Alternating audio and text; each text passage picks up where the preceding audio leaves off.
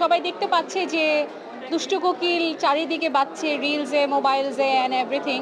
এটা খুবই ভালো লাগছে। গান রেকর্ড হয়েছে তখন যেহেতু হুক লাইনটা অনেক ক্যাচি, আর তুফান ইজ এ বিগ মুভি এবং বিগ কাস্টিং। আমি জানতাম যে নায়িকার কণ্ঠে যাবে, তো তারপর জানলাম মিমি চক্রবর্তী। অ্যান্ড মিমি চক্রবর্তী শুনে অনেক খুশি হয়েছিলাম। তারপর দেখলাম মেগা স্টার শাকিব খানও এই গানে অ্যাপিয়ার করছে, বিকজ আমি জানতাম যে এটা ফিমেল কণ্ঠের গান, শুধু নায়িকাদের লিপেই যাবে। বা যেহেতু উনিও অ্যাপিয়ার করেছে, তো আমি খুবই আনন্দিত হয়েছিলাম। আশা ছিল যে একটা ভালো পর্যায়ে যাবে, বাট এরকম ব্লাস্ট হবে, এত শর্টেস্ট টাইমে এত অ্যাকসেপ্টেড হবে, এটা আশা বুঝি নাই আসলে। শাকিব খানের সিনেমায় অনেকদিন পরে প্লেব্যাকে আপনাকে দেখা গেল।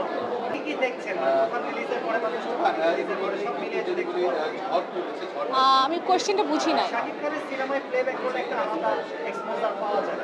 এই ব্যাপারটা নিয়ে একটু হ্যাঁ, অফকোর্স সেটা তো দেখতেই পাচ্ছেন। অবশ্যই তার সিনেমা অনেক, যেহেতু উনি 25 বছর ধরে একটা ইন্ডাস্ট্রিতে উনি হার্ড ওয়ার্ক করে যাচ্ছে,